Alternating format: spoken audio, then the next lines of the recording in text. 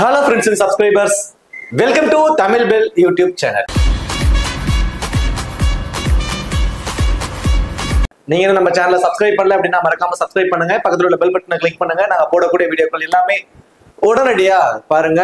இன்னைக்கு நம்ம வீடியோல 100 பால் மென்ஸ் 100 பால் மென்ஸோட 15வது மேட்ச் யாருக்குன்னு சொல்லி பாத்தீங்கன்னா ட்ரெண்ட் ராக்கெட்ஸ்க்கும் சதன் பிரேவ்க்கும் இந்த ரெண்டு டீமுக்குமான ஒரு ஃபுல் பிரிவு தான் இந்த வீடியோல நம்ம பார்க்க போறோம். இந்த பர்டிகுலர் வீடியோ பார்க்கறதுக்கு முன்னாடி நீங்க நம்ம டெலிகிராம்ல ஜாயின் பண்ணலன்னா மறக்காம ஜாயின் பண்ணிக்கோங்க. டிஸ்கிரிப்ஷன்ல லிங்க் இருக்கு.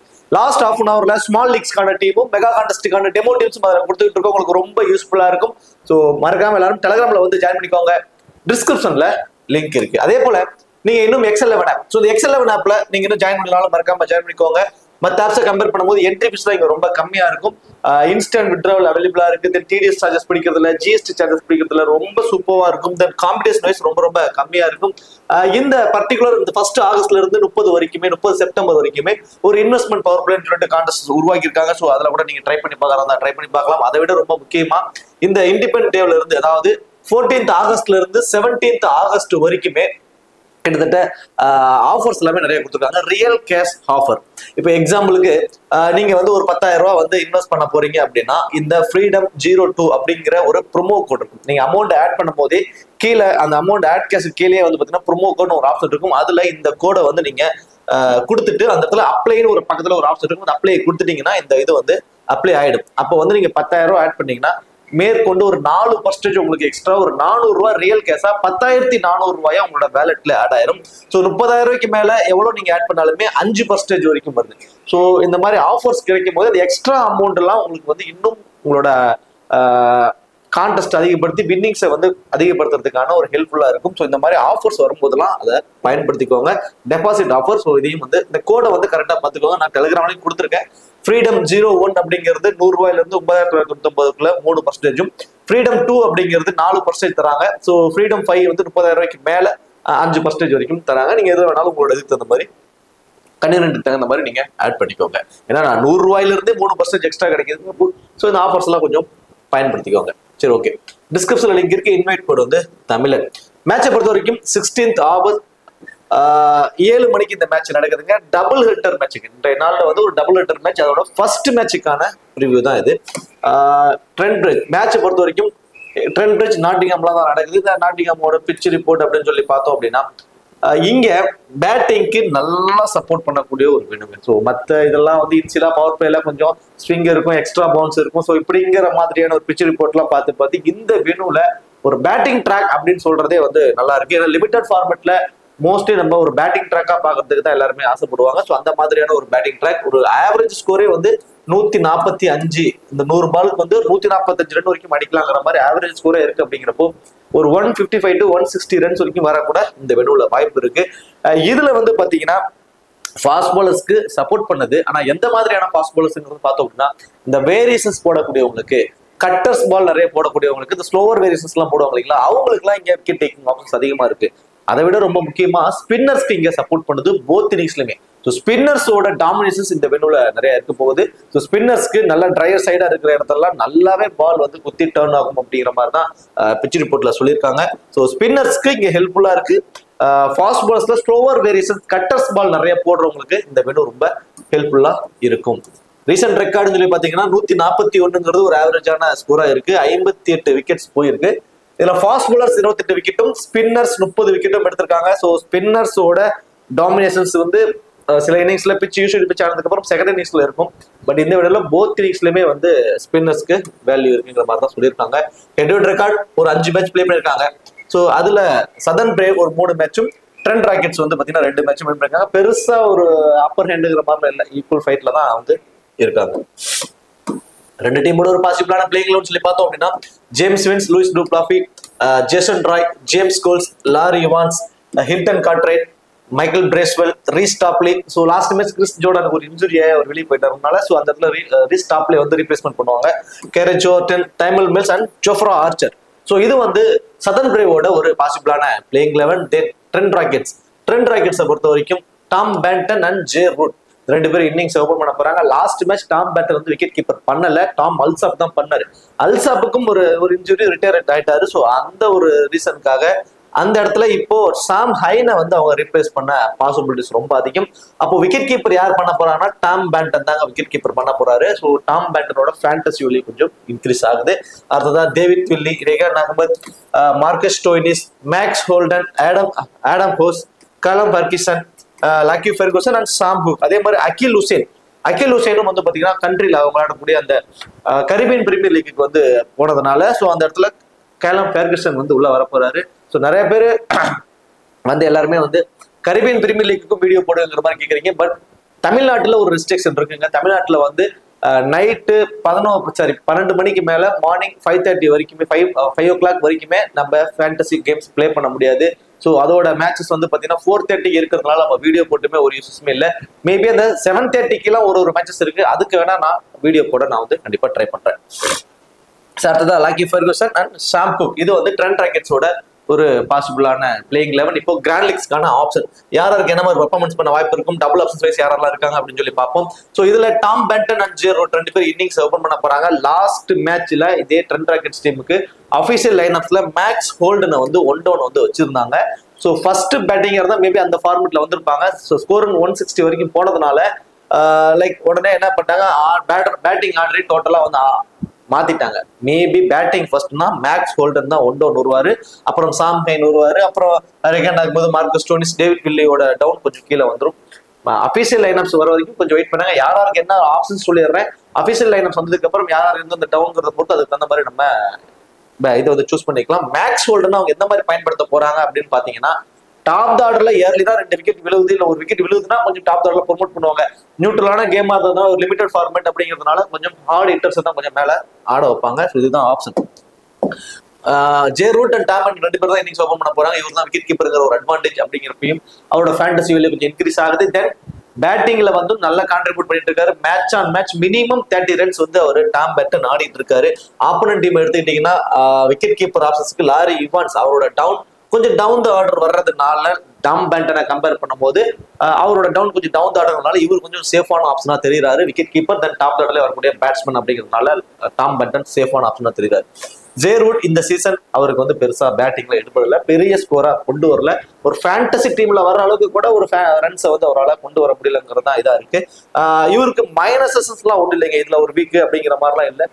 கொஞ்சம் அக்ரெசிவ் இன்டென்ட்டுக்கு போகும்போது அவரோட விக்கெட்டை வந்து பறி கொடுத்துட்றாரு. அவ்வளவுதான் சிம்பிளான ஒரு விஷயம். ஏன்னா ஓடிஐ டெஸ்ட் சூப்பரான பிளேயர், T20ல ஆடவே வைக்கிறது இல்லை. தென் அதை விட கம்மி பால், லிமிடெட் ஓவர்ஸ், நிறைய ரன்ஸ் அடிக்கணுங்கிறப்போ ஜே ரூட்டோட பெருசா பர்ஃபார்மன்ஸ் பண்ண முடியாது. அதுதான் ஒன்றும். ஆனா ஃபேவர்னு பாத்தீங்கன்னா அந்த பவர் பிளேவில் விளையாடுறப்போ பவுண்டரிஸ் மூலியமாவே ஒரு 25 ரன்ஸ் வரைக்கும் கொண்டு வர சான்சஸ் இருக்கும். அதுக்கு மேல சிங்கிள்ஸ் ரொட்டேட் பண்ணி அடுத்த பிளேயர்ஸ் ஆட வச்சாவே ஒரு 30-35 ரன்ஸ் வரைக்கும் கொண்டு வந்துட முடியும். 2 மேட்சா பெருசா பர்ஃபார்மன்ஸ் இல்லை. இந்த மேட்ச் கண்டிப்பா ரெஸ்பான்சிபிலிட்டி எடுத்து ஆடுவாரு. ஒரு 35 to 40 ரன்ஸ் வரைக்கும் கூட இந்த பர்டிகுலர் மேட்ச்ல வர வாய்ப்புகள் ரொம்ப அதிகம் ரூட்டை பொறுத்த வரைக்கும். சாம் ஹைன் யூஸ்வலாவே வந்து பாத்தீங்கன்னா ஒரு 2nd down 3rd down ரேஞ்சில் வருவாரு. இப்போ ஆப்ஷன்ஸ்ல ரொம்ப கொலாப்ஸா இருக்கு. அபிஷியல் லைனப்ஸ் வந்து அதுக்கப்புறம் முடிவு பண்ணிக்கலாம். சாம் ஹைன் மேபி 1 down வராருன்னா கண்டிப்பா வந்து பாத்தீங்கன்னா இவர்கிட்ட இருந்து நம்ம ஒரு 15 இருந்து ஒரு 20 ரன்ஸ் தாங்க எதிர்பார்க்க முடியும். ஏன்னா அவரோட 2nd down பொசிஷன்ஸ்ல தான், அதுவும் பர்டிகுலர்லி பேட்டிங் ஃபர்ஸ்ட் பண்ணும் போதெல்லாம் சாம் ஹைன் ஒரு லாங் இன்னிங்ஸை கூட கொண்டு போவார். கடைசி வரைக்கும் கூட உள்ள நின்று ஒரு 40 ரன் 50 ரன் கூட அடிப்பாரு. 2nd downல வரும்போது அந்த 1 down பொசிஷன்ஸ்ல பெருசா அவருக்கான ஒரு ஆப்ஷன் இல்லை. மேபி அவர் 2nd down இருந்து பேட்டிங் ஃபர்ஸ்டா இருந்தா சாம் ஹைனுக்கு இம்பார்ட்டன்ஸ் கொடுங்க. ஒரு சூப்பரான ஒரு டிஃபரன்ஷியல் பிக்கா வந்து இருப்பாரு. இப்போ பவுலிங் ஆப்ஷன்ஸ்க்கு வருவோம். Callum Ferguson and Lockie Ferguson, Sam ஹுக், மார்க்கஸ் ஸ்டோனிஸ், ரெகாண்ட் ஆகும்போது டேவிட் வில்லின்னு 6 ஆப்ஷன்ஸ் இருக்கு. இதுல கடைசி 2 மேட்சா டேவிட் வில்லி அவரோட ஓவரை கம்ப்ளீட் பண்ணல. அதுவும் லாஸ்ட் மேட்ச்லாம் வெறும் 10 பால் தான் போட்டாரு. அவரோட ஓவர்ஸை வந்து ஃபுல்லாவே கம்ப்ளீட் பண்ணல. இத்தனைக்கும் லாஸ்ட் மேட்ச்ல கடைசி ஓவர் கூட அவர் போட சான்சஸ் இருந்துமே மார்க்கஸ் ஸ்டோனிஸ்க்கு தான் கொடுத்தாரு. அப்போ அவர் இன்சிலா பவர் பிளேஸ்லயும் மிடில் ஓவர்ஸோட நிறுத்திக்கணுங்கிற பிளானுக்கு வந்துட்டாரு. டெத் ஓவர் ஸ்கோர் வரல. ஸோ மினிமம் 15 பால் அப்படிங்கிற ஒரு ஆப்ஷன் தான். அந்த பவர் பிளேல மேபி ஒரு விக்கெட் எடுக்கலாம் வாய்ப்பு இருக்கு. அந்த ஒரு விக்கெட்டோட அந்த டெத் ஓவர்ஸ்ல ஒரு போல் பண்ணலைங்க, அது ஒரு ஆப்ஷன். இன்னொன்னு என்னன்னா அகில் ஹுசேன்ங்கிறவர் போயிட்டாரு. அகில் ஹுசேனால 20 பால் வரைக்கும் போட முடிஞ்சது. லாஸ்ட் மேட்ச் தான் 15 பால் கொடுத்தாங்க. அது வரைக்கும் எல்லா மேட்சுமே 20 பால் போட முடிஞ்சது. கேலம் ஃபெர்குசன் இருந்து அந்த 20 பால் நமக்கு கிடைக்குமா அப்படின்னா, டொமஸ்டிக் லெவல்ல ரொம்ப சூப்பராக போட்டுட்டு இருக்காரு. மிடில் ஓவர்ஸ்ல போல் பண்ண மாட்டாரு. சேம் அகில் ஹுசேன் மாதிரி பவர் பிளேல தான் போல் பண்ணுவார். ஸோ அப்படிங்கிறப்போ இவரால ஒரு 15 பால் வரைக்கும் தான் போல் பண்றதுக்கான வாய்ப்பு அதிகம். ஃபெர்குசன் இருந்து நம்ம பர்கின்சன் இருந்து நம்ம ஒரு விக்கெட் வரைக்கும் அவருக்கு கிடைக்க சான்சஸ் இருக்கு. ரெகான் அகமது அவரோட 20 பாலை பவுல் பண்ண இந்த பர்டிகுலர் மேட்ச்ல வாய்ப்பு கொஞ்சம் அதிகமாயிடுது. ஸோ ரெகான் அகமதோட ஃபேண்டசி வேல்யூ இந்த மேட்ச் அதிகமாயிடுது. ஃபீல்டிங் பொசிஷன்ஸும் கேட்ச் பிடிக்க வாய்ப்பு அதிகமுள்ள இடங்கள்ல ஃபீல்டிங் பொசிஷன்ஸ் அண்ட் பேட்டிங்ல டாப் ஆர்டர் கிட்ஸ் ப்ரொமோட் பண்ணிக்கிட்டு இருக்காங்க. செகண்ட் ரவுண்ட்ல கூட ஆட வைக்கிறாங்க. ஸோ ஒன் ஆஃப் கிராண்ட் லீகோட ஒரு கேப்டன் வைஸ் கேப்டனுக்கே ரொம்ப ஆப்டா இருக்கக்கூடிய ஒரு பிளேயரா வந்து ரெகான் அகமது வந்து இருக்காரு. ஸ்டோய்னிஸ் ஆஸ் யூசுவல் மினிமம் 10 பால் மேக்ஸிமம் 15 பால். லாஸ்ட் மேட்ச் 20 பால் பவுல் பண்ணியிருந்தாரு. ஸோ அவருக்கான ஆப்ஷன் ஃபுல்லாலாம் இல்லை, ஏதாவது ஒரு மேட்ச் மட்டும் தான் மாறும். ஸோ மினிமம் 10 பால் மேக்ஸிமம் 15 பால் பவுல் பண்ணிடுறாரு. அந்த பேட்டிங்லயும் வந்து கான்ட்ரிபியூட் குயிக் ஃபயரா ஒரு 20 ரன்ஸ் தான் அவர் வரக்கூடிய டவுனுக்கு ஒரு 20 ரன்ஸ் குயிக்கா ஆடுறதுக்கான ஒரு பாசிபிலிட்டிஸ் தான் இருக்கும். அந்த மினிமம் 10 மேக்ஸிமம் 15 பால்ல ஒரு விக்கெட் அவர் கிடைக்க சான்சஸ். தென் லாங் ஆஃப்ல ஃபீல்டிங் பொசிஷன்ஸ் 1 or 2 கேச்சஸ் பிடிக்கும் வாய்ப்புங்கிறப்ப அவரோட ஃபேண்டசி வேல்யூ டோட்டலாவே இன்க்ரீஸ் ஆயிருக்கு. தென் அதுக்கப்புறம் பாத்தீங்கன்னா Lockie Ferguson, Sam hook. Last match நான் தெளிவா சொல்லியிருந்தேன். லாக்கி ஃபெர்குசனும் சாம் ஹுக்கும் ஃபர்ஸ்ட் பால் பண்ணும்போது மோர் இம்பார்ட்டன்டா இருப்பாங்க. ஸோ டெத் ஓவர்ஸ்ல பால் பண்றதுனால குறிப்பா அந்த 85ல இருந்து 100 அந்த கடைசி 15 பால் வந்து லாக்கி ஃபெர்குசன், சாம் ஹுக், மார்க்கஸ் ஸ்டோய்னிஸ் இந்த 3 பேர்த்தையும் தான் லாஸ்ட் மேட்ச் பால் பண்ண வச்சாங்க. அந்த காம்பினேஷன்ஸ்ல தான் மோஸ்ட்லி வரும். இவங்க தான் பவுலிங்கான ஆப்ஷன். ஃபர்ஸ்ட் பால் பண்ணும்போது 2 விக்கெட் கிடைக்க சான்சஸ் இருக்கு. சாம் ஹுக் செகண்டா பால் பண்றாருன்னா ஒரு விக்கெட் வரைக்கும் எடுப்பதற்கான ஒரு வாய்ப்பு தான் அங்க இருக்கும். லாக்கி ஃபெர்குசன் போத் இன்னிங்ஸ்லயுமே நல்ல ஒரு ஆப்ஷனல் விக்கெட் தேவைங்கிறப்ப அவர் எடுத்து கொடுப்பாரு. 2 விக்கெட் வரைக்கும் கூட எடுக்க சான்சஸ் இருக்குங்க போத் இன்னிங்ஸ்லயுமே. இந்த டீமை பொறுத்த வரைக்கும் Marcus Stoinis, Lockie Ferguson, Rehan Ahmed, David Willey இந்த 4 பேருமே மோர் இம்பார்ட்டன்ட் பிக்கா இருப்பாங்க போத் இன்னிங்ஸ்லயுமே. ஃபர்ஸ்டா பவுல் பண்ணும்போது நீங்க சாம் ஹுக்கு வந்து நீங்க ட்ரை பண்ணி பார்க்கலாம். Then J Root and Tom Banton. So கிட்டத்தட்ட இந்த 6 பிளேயருமே ரொம்பவே இம்பார்ட்டன்ட் பிக்ஸா இருப்பாங்க. Lockie Ferguson, Marcus Stoinis, Rehan Ahmed, David Willey, Root and Tom Banton இந்த 6 பிளேயருமே மோர் இம்பார்ட்டன்ட் ட்ரெண்ட் ராக்கெட்ஸை பொறுத்த வரைக்கும். இதுல மீதி இருக்கக்கூடிய ஆப்ஷன்ஸ்ல ஒரு டிஃபரன்சியலான பிக்ஸ் அப்படின்னு சொல்லி பாத்தீங்கன்னா சாம் ஹுக்கு கூட நிறைய பேர் பிக் பண்ணிருப்பாங்க. ஃபர்ஸ்ட் பவுலிங்கிறப்ப ஒரு ஆப்டா இருப்பாரு. மற்ற ஆப்ஷன்ஸ்ல ஒரு ஆப்ஷனா எங்களுக்கு தேவைப்படுது, ஒரு கிராண்ட் லீக்ஸ்க்கான ஒரு ரிஸ்கான ஒரு ஆப்ஷன் தான் சாம் ஹெய்ன். குறிப்பா பேட்டிங் ஃபர்ஸ்ட் செகண்ட் ஒன் பொசிஷன்ஸ்ல வரப்போறாங்க அஃபிஷியல் லைன்அப்ஸ்ல இருந்துச்சுன்னா அவருக்கு இம்பார்ட்டன்ஸ் கொடுத்துக்கோங்க. ஒண்ணு அப்படி இல்லை அதே மாதிரி பேட்டிங் ஃபர்ஸ்ட் இந்த டீம் அப்படின்னு சொல்லி வந்துட்டு அஃபிஷியல் லைன்அப்ஸ்ல மேக்ஸ் ஹோல்டன் அவர் வந்து ஒரு 1 down பொசிஷன்ஸ்ங்கிற மாதிரி அந்த அஃபிஷியல் லைன்அப்ஸ்ல காட்டுனுச்சுன்னா அவருக்கு இம்பார்ட்டன்ஸ் கொடுத்துக்கோங்க. பேட்டிங் ஃபர்ஸ்ட்ல இந்த 2 ஆப்ஷன்ஸ் வந்து இருக்கு. அது வந்து அஃபிஷியல் லைன்அப்ஸ்ல அவங்களோட ஆர்டர் வைஸ் நான் அஃபிஷியல் லைன்அப்ஸ் போடுறேன். இப்போ நார்மலா வந்த உடனே லைன்அப்ஸ் வந்த உடனே வரது வந்து அஃபிஷியல் லைன்அப்ஸ் இருக்க மாட்டேங்குது. கடைசி 1/4 மணி நேரத்துல தான் அஃபிஷியல் லைன்அப்ஸ் வருது. நான் அதையுமே வந்து நான் குரூப்ல அப்டேட் பண்றேன். அதை பார்த்துட்டு கிராண்ட் லீக்ஸ்ல பிக் பண்றவங்க இந்த 2 ஆப்ஷன்ஸ்ல வந்து 1 down இவர் வர்றாருன்னா கம்பல்சரியும், இவர் செகண்ட் டவுன் வர மாதிரி இருந்தா இவர் கம்பல்சரியும். அப்படியே ஆப்போசிட்டா இருந்திருந்தா 2 பேருமே வேண்டாம். அதாவது இவர் செகண்ட் டவுனும் இவர் 1 down இருந்துச்சுன்னா கண்டிப்பா வேண்டாம். தென் சதர்ன் பிரேவ்ல James Vince and Luis du Plooy 2 பேர் வந்து இன்னிங்ஸ் ஓபன் பண்ண போறாங்க. ஸோ இதுல வந்து ஜேம்ஸ் வின்ஸோட ரீசன்ட் ஃபார்ம் ஒரு ஏற்றம் இருக்க மாதிரி இருக்கு. நான் மேட்ச் நான் உங்களுக்கு சொல்லிட்டு தான் இருக்கேன். ஒரு மேட்ச் ஆடுவாரு, ஒரு மேட்ச் ஆடல அப்படிங்கிற மாதிரியான ஒரு சுச்சுவேஷன்ஸ் தான் இருக்கு. ஆனா ஜேம்ஸ் வின்ஸை பொறுத்த வரைக்கும் பேட்டிங் செகண்ட்னா நீங்க மோர் இம்பார்ட்டன்ட் அவர் கொடுத்துக்கலாங்க. பேட்டிங் வருவதற்கு முன்னாடி 20 ஃபேண்டசி பாயிண்ட்ஸோட அவர் வந்துருவாரு. மேட்ச் அதான் நடக்குது. ஃபர்ஸ்ட் ஃபீல்டிங் பண்ணும்போது 2 கேட்சாவது அவர் பிடிச்சிருவாரு. ஃபீல்டிங்ல அந்த மாதிரி கேட்ச் பிடிக்க வாய்ப்பு அதிகமான இடங்கள்ல ஃபீல்டிங் பொசிஷன் வச்சுக்குவாரு. தென் பேட்டிங் வந்து பவர் பிளே யூஸ் பண்ணி ஒரு 20 to 25 ரன்ஸ் வரைக்கும் அவர் அடிச்சிருவாரு. So James Vince batting second இருக்கிறப்போ ஒரு more important one of grand லீகோட ஒரு கேப்டன் வைஸ் கேப்டனுக்கே கூட நீங்க ட்ரை பண்ணி பார்க்கலாம். அந்த அளவுக்கு ஒரு ஆப்டா இருப்பாரு. லூயிஸ் டுஃப்ளாபி ஒரு மேட்ச் ஆடுவாரு, ஒரு 3 மேட்ச் வந்து அவர்கிட்ட வந்து ஒரு பெரிய பெர்ஃபார்மன்ஸ் இருக்காது. அந்த மாதிரி ஒரு கன்சிஸ்டன்சியா ஆடுற மாதிரியான ஒரு ஆஃபீஸ்ல அவர் இல்லைங்க. அதுதான் அவருக்கு கூடிய ஒரு மிகப்பெரிய ஒரு மைனஸா இருக்கு. அவருக்கு அகேன்ஸ்டா இன்சிலா பவர் பிளேஸ்லேயே பவுல் பண்ணக்கூடிய ஒரு ஆப்ஷன்ஸ் சொல்லி பாத்தீங்கன்னா டேவிட் வில்லி இருக்காரு. தென் அதுக்காக வந்து பாத்தீங்கன்னா லாக்கி ஃபெர்குசன். ஸோ மேபி ஃபெர்குசன்ட்ட இருந்து ஒரு சின்ன ஒரு பேட்டில் வந்து லூயிஸ் டுஃப்ளாபிக்கு வந்து கிடைக்க சான்ஸ் இருக்கும். ஒரு எக்ஸ்ட்ரா பவுன்ஸ்ல எல்லாம் ஆஃப்ஸ்டம் வெளியே போற பால்ல மேபி அவருக்கு ஒரு சின்ன ஒரு த்ரெட் கிடைக்க சான்ஸ் இருக்கும். அது அழகாவே பவுல் பண்ணுவார் லாக்கி ஃபெர்குசனை பொறுத்த வரைக்கும். ஜேசன் ராய் ஸ்பின்ல கொஞ்சம் வீக், அது நமக்கு நல்லாவே தெரியும். குறிப்பா லெஃப்ட் ஆர்ம் ஸ்பின்னர்ல கொஞ்சம் வீக், லெக் பிரேக் ஸ்பின்ல கொஞ்சம் வீக்கா இருக்காரு. அது 2மே பவுல் பண்ண ஆப்போனன்ட் டீம்ல ஒரு குவாலிட்டியான ஸ்பின்னர்ஸ் இருக்காங்கன்னு சொல்லலாம். குறிப்பா ரெகான் ஆகும்போது wicket taking bowler recent times நல்லா பவுல் பண்ணிட்டு இருக்காரு. கேலம் பெர்கின்சன் வந்து டொமஸ்டிக் லெவல்ல ஒரு லீடிங் விக்கெட் டேக்கரா வந்து இருக்காரு லெஃப்ட் ஆர்ம் ஸ்பின்னர். ஸோ இந்த மாதிரியான ஒரு ஆப்ஷன்ஸ் அவருக்கு இருக்குது. ஒரு பெரிய பேட்டிலா வந்து ஜேசன் ராய்க்கு அவங்க 2 பேர்த்துக்கிட்ட இருந்துமே இருக்க பாசிபிலிட்டிஸ் ரொம்ப அதிகம். ஜேம்ஸ் கோல்ஸோட ரீசன்ட் ஃபார்ம் ரொம்ப சூப்பரா இருக்கு. அது இல்லாம மினிமம் 15 பால் வரைக்கும் அவர் பவுல் பண்றது அவரோட ஃபேண்டசி வேலையை போத் பேட் அண்ட் பவுல் ரெண்டுலயுமே அவரோட கான்ட்ரிபியூட்டை வந்து இன்க்ரீஸ் பண்ணி கொடுக்குது. லாரி ஈவான்ஸ் பேட்டிங்ல வந்து ஒரு 15ல இருந்து ஒரு 20 ரன்ஸ் வரைக்கும் அடிப்பாரு. விக்கெட் கீப்பர் மூலமே கிடைக்கக்கூடிய அந்த ஃபேண்டசி பாயிண்ட்ஸ் ஒரு 15 to 20. பட் லாரி இவான்ஸை பொறுத்த வரைக்கும் போத் இன்னிங்ஸ்லயுமே அவருக்கான வேல்யூ அவரோட பொசிஷன்ஸ் வந்து ஒரு எப்படி சொல்றதுன்னா ஒரு 10 ஓவருக்குள்ளேயே அவர் பேட்டிங்கான வாய்ப்பு வந்ததுன்னா அது 35 ரன்னோ 40 ரன்னோ கன்வெர்ட் பண்றாரு. இந்த 15 ஓவருக்கு அப்புறம் அவருக்கு வரும்போது தான் அவரால் ஒரு பெரிய ரன்ஸை வந்து கான்ட்ரிபியூட் பண்ண முடியல. அதுல வந்து நிறைய இதாயிடுது. டாப் ஆர்டர்ல கொலாப்ஸ் ஆயிடும் டீம் அப்படிங்கிற மாதிரி நீங்க போட்டீங்கன்னா அதுல வந்து லாரி ஈவான்ஸை வந்து நீங்க ட்ரை பண்ணலாம். இப்போ ஒரு யூஸ்வலா ஒரு வெறும் 100 பால் அப்படிங்கிறப்போ ஜேம்ஸ் இருந்து ஒரு 30 ரன்ஸ் வரைக்கும் வருது அப்படின்னா லூயிஸ் டு பிளாப்பி பெரிய லெவல்ல ஏர்லியரா ஃபிளாப் ஆக சான்சஸ் இல்லை. ஒரு 15 to 20 ரன்ஸ் அப்படிங்கிறப்போ ஃபேண்டசி டீம்ல தான் வர வாய்ப்பு இல்லாம போக்குமே தவிர அந்த பால்ஸோட கவுண்ட்டுக்கு போகும். அவர் ஒரு 20 ரன்ஸ் வரைக்கும் ஆடுறதுக்கு கிட்டத்தட்ட ஒரு 9 ஓவர் வரைக்கும் 7 ஓவர் வரைக்கும் கூட ஆடலாம். ஏன்னா இது வந்து ஒவ்வொரு 5 பால் முடிஞ்சோட எண்டெல்லாம் மாற்ற மாட்டாங்க. 10 பாலுக்கு ஒரு தடவை தான் எண்டை மாற்றுவாங்க. ஸோ ஒரே பிளேயரே 10 பால் வரைக்கும் கூட ஆட கூட சான்சஸ் இருக்கும். இந்த மாதிரி நிறைய மேட்சஸ் மாறும். ஸோ அந்த ஒரு ஆப்ஷன்ஸ்ல ஜேசன் ராய் வந்த உடனே ஏர்லியரா டக் அவுட் ஆகுவார். ஒரு பேட்டில் இருக்கு அப்படிங்கிறப்போ ஒரு ஃபேண்டஸ் டீம்ல வர வேணா வாய்ப்பு இல்லாம போகலாம்.